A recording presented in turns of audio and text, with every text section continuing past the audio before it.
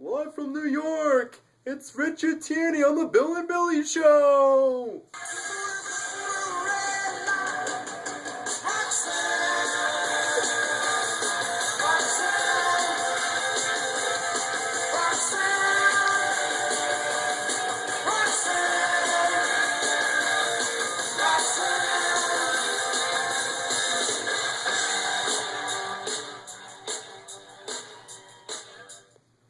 That was a good song to walk out to, Richard. Why did you choose that song? I specifically told them to play Bass Nectar Hot Right Now, and I don't know what they're insinuating by that song.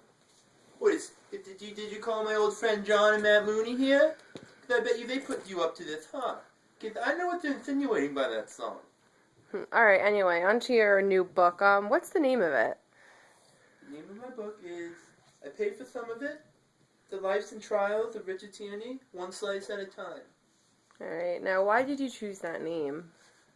Well, I'm glad you asked that question, Martha, because I chose it on one stormy night when I was driving in a snowstorm with tornadoes and a volcano erupted, and I get to a pizza place, and lo and behold, my friends are there.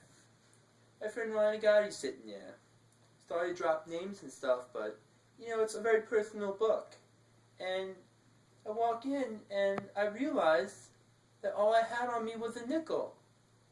And he was getting a pizza, and it just so happened that he was 5 cents short. So, what I thought was, well, since I helped you pay for your pizza slice, I should get some of it. So we get outside, you know, I'm sitting there waiting for my, you know, my part, my cut, you know? Where the fuck's my cut, you know? And I go to take a bite, and he said no.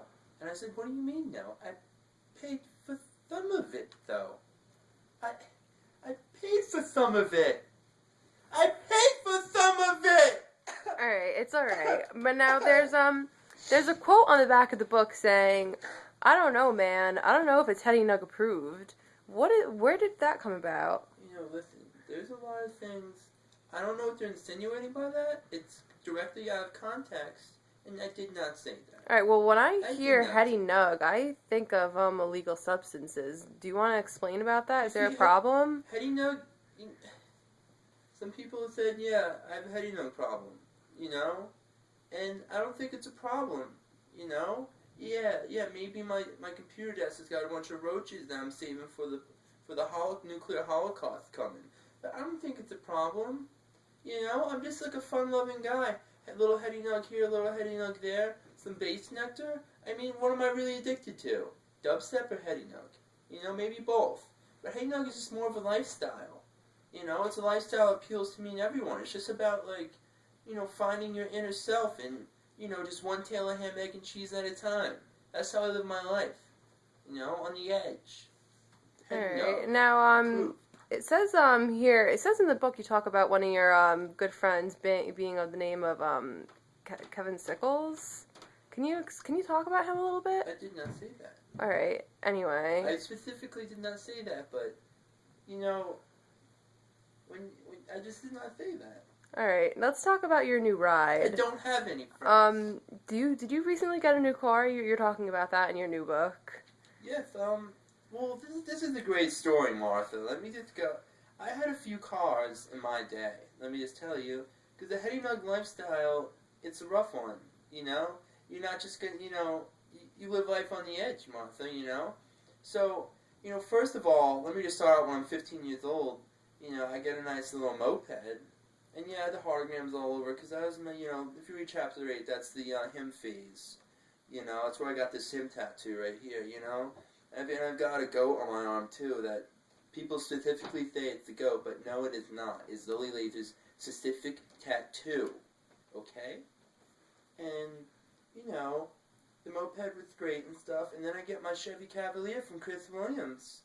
And what a car that was until 2 juices too late, I crashed into a tree. But yeah, you know, and then I got onto the Grand Prix. Oh, no, this is the second Beretta number 2. You know, because the first one wasn't good enough. Now, where did you find that? Did you find that on an ad on Craigslist? I don't know what you're insinuating, Martha. Alright, listen, you really need to stop calling me Martha because my name is Jasmine. I don't know who put you up to that either, because that is a very in particular name that I do not like. And if you're insinuating something about a girl with the same name that I might have or might not have had some type of relations with, okay, and maybe, yeah, maybe it was kind of like Christmas because Santa jumped right out the window the next morning. But you know what? I paid for some of it. And for all you people out there that are going to hate on me, just remember, I paid for some of it. Alright, well, Richard, it was really, really nice having you on the talk show, and I'm really excited to read your book. Is there anything else you want to talk about before we close tonight? Yeah, let me just touch upon what you said in the beginning with the Roxanne song. Oh, okay. It's in chapter 2.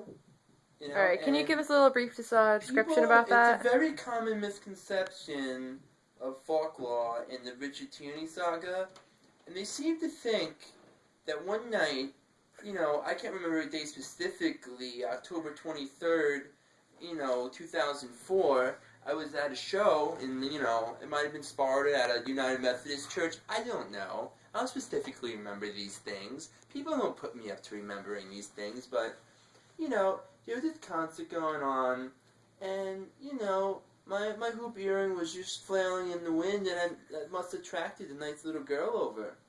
And at the time, I could not get cigarettes, and... Well, how old were you? You were probably, 15? I was going to turn 15. Alright, so yeah, you're definitely not old enough, yeah. But I was able to acquire a pack of cigarettes before I came. And, I was outside, and this girl approached me. I don't want to say her name. I will not insinuate it. But, I do believe the song you played when it came out might have insinuated something. But the common misconception is she gave me a blowjob. I don't know can you say that on air, Martha? I don't know. But that's how I live my life. Hetty Nug approved. I don't care. It's what I do. But anyway, the common misconception was she did that, some fellatio, I think you can say that maybe on air, and for a cigarette. But you know what? No. Sorry. I already took 2 drags out of that cigarette. That's not a full cigarette. Sorry, you're wrong. Did not say that. Misconception. What are you insinuating? Well, all I'm going to say, coming out April 420, yeah, it's the Richard Tierney, I paid for some of it, by Richard H. Tierney III. Okay? For all you haters out there, yeah, I'm the perp daddy master. Okay? Yeah, can I just get a close-up on your shoes really quick? Oh, yeah. I paid for some of them. I actually paid for some of them.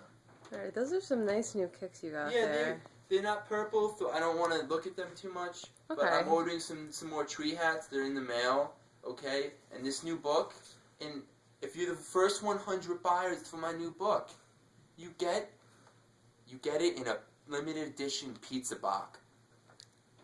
It's great. And your local pizza delivery boy will bring this to you. It's only $19.99 shipping and handling. Other fees may if you're from Canada or Mexico, there's another $5 fee on it. And also, what you'll find in the back on the limited edition version is your own Hetty Nug case. Because I really, specifically like to hold, about enough Hetty Nug to get me through the day, about the size of a pinky. Because I can't spend too much money on Hetty Nug. Maybe they got 5s on it. You know what I mean? They wrote that song for me, I'm pretty sure. They did. But, I'm just gonna, if you want to find me, I'll be at Cumbie. I'll be kicking at Cumbie. Because even though the success, Martha, it doesn't matter to me. I'm still a real guy. I live the Hetty Nug lifestyle. I'm gonna work at Cumbie. I pump gas, not my fist. It's Jersey, Rich Tierney. I'm gangsta. It's what I do. But, that's all I want to say about it. Just read the book. Just read it. And you'll know a little bit more about me. And you'll stop, have all these misconceptions about all these different things that happened that I did not say. Alright, well, I really can't wait to get to know you a little bit more. It's going to be a great read. It was very nice getting to talk to you tonight, Richard. Thank you. And I hope to be here again one day. When I specifically asked for chocolate milk in the back room when I'm getting ready, I ask for fucking chocolate milk. Okay? Because I Hershey's syrup. Okay? Not some, Ovaltine malt chocolate milk. That's malt. Okay? So if you're gonna get it right next time, I want that. And Ilio's pizza. Okay? Not delivery. It's Richard Tierney.